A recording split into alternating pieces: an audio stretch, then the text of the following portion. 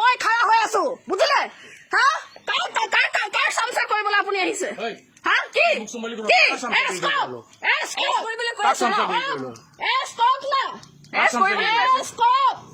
কৰিবলৈ দিছো আহি হুলস্থুল কৰিছো ন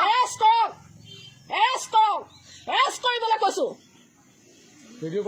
কৰি আছো মোৰ মুখখন দেখক ভালকে কৰি আছো ৰেডি আছো আপোনালোকে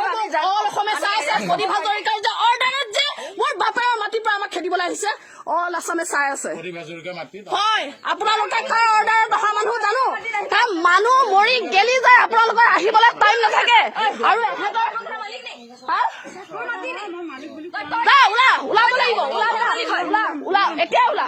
ওলাব লাগিব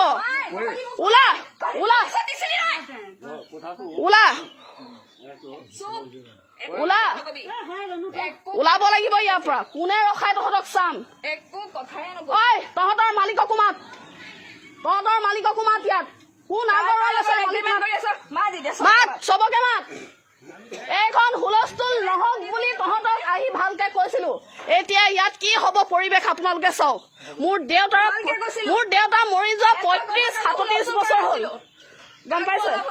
তহঁতৰ মালিকক মাত ফোন কৰি ইয়ালে তহঁতৰ মালিকক মাত আপোনালোকে যি নহয় মানুহক ৰাখিছিলে সিহঁতি ঘৰ বনাই আছে ফোনৰ ৰেকৰ্ডিংটো শুনোৱা নাই কেলে ছচিয়েল মিডিয়াত দিম আপোনালোকে প্ৰদীপ হাজৰিকাৰ চামচা আজি আপুনি ডিউটি কৰিবলৈ আহিছে আমাক কেলে হিমন্ত বিশ্ব শৰ্মা আহিব নহয় আজি হিমন্ত বিশ্ব শৰ্মা নাহিব জানো আহিব নহয় আপোনালোকৰ ডিউটি নাই মানুহ এটা চুৰ হব ডকাইত হব আপোনালোকে মাহ ধৰি পেলাই উলিয়াব নোৱাৰে আজি এই সাধাৰণ মানুহ ঘৰে কেছ দি দিলে আপুনি দৌৰি আহি গল তেওঁলোকে ফোন কৰাৰ লগে লগে দৌৰি আহি গল আপুনি শুনক এইবাৰ পক্কা চবুত লৈ পেলাই আহিব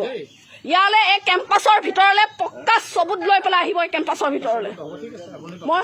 মই কৈছো আপোনালোকক কৈছো মুঠতে পক্কা চবুত লৈ আহিব এইডোখৰ কাৰ মাটি হয় চাবিত কৰিবৰ কাৰণে প্ৰদীপ হাজৰিকা XYZ যোন আছে প্ৰদীপ হাজৰিকা আজি এইটো কাম কৰক বুলিয়ে বিচাৰি আছিলো ভগৱানে গুৰ মাৰি গংগাত পেলাই দিলে আজি আমাৰ পৰিয়ালটো গম পায় ওলা এতিয়া প্ৰদীপ হাজৰিকাৰ ঘৰত যা